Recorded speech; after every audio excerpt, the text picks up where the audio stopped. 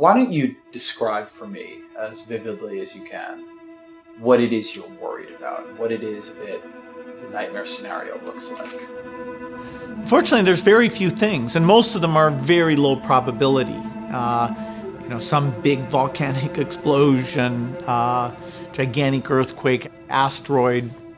But at least in the nuclear case, you've got to say we take it quite seriously. We budget a lot of money, have a lot of people who think about nuclear deterrence, and I'm very glad that work's being done, and I rate the chance of a nuclear war in my lifetime as being fairly low. I rate the chance of a widespread epidemic far worse than Ebola in my lifetime is well over 50%. If we look at the 20th century and we look at the death chart of the 20th century, I think everybody would say, oh yeah, there must be a spike for World War I. Sure enough, there it is, like 25 million. And there must be a big spike for World War II, and there it is, it's like 65 million. But then you'll see this other spike that is as large as World War II right after World War I. And most people, a lot of people would say, well, what? What was that?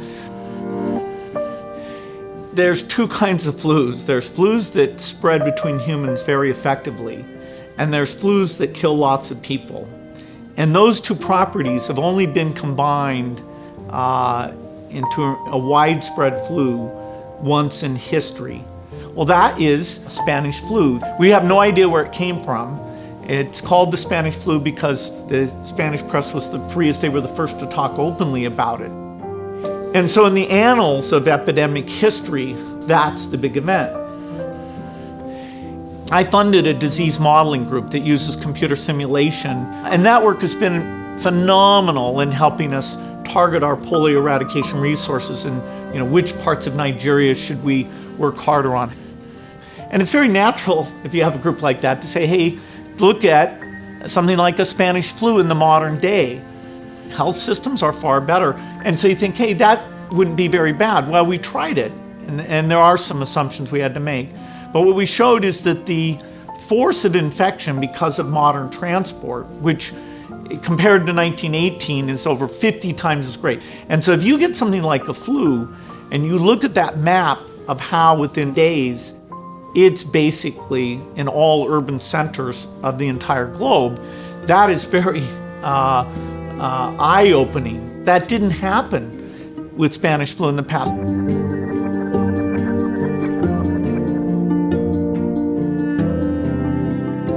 The opportunity to do more than just let it run its course is really only in the last decade. Basically, when you talk about drugs, you can talk about small molecules or talk about these complex biological protein-like things, of which there's a subclass called antibodies. Antibodies are the molecules that the immune system naturally builds to attack disease. Today, the idea that somebody says, oh, here's an antibody, make a lot of it, make it very quickly, that's right on the cutting edge. And the Ebola epidemic showed me that we're not ready for a serious epidemic, an epidemic that would be more infectious and would spread faster than Ebola did. This is the greatest risk of a huge tragedy. This is the most likely thing by far to kill over 10 million excess people in a year. We don't need to invest nearly what we do in military preparedness.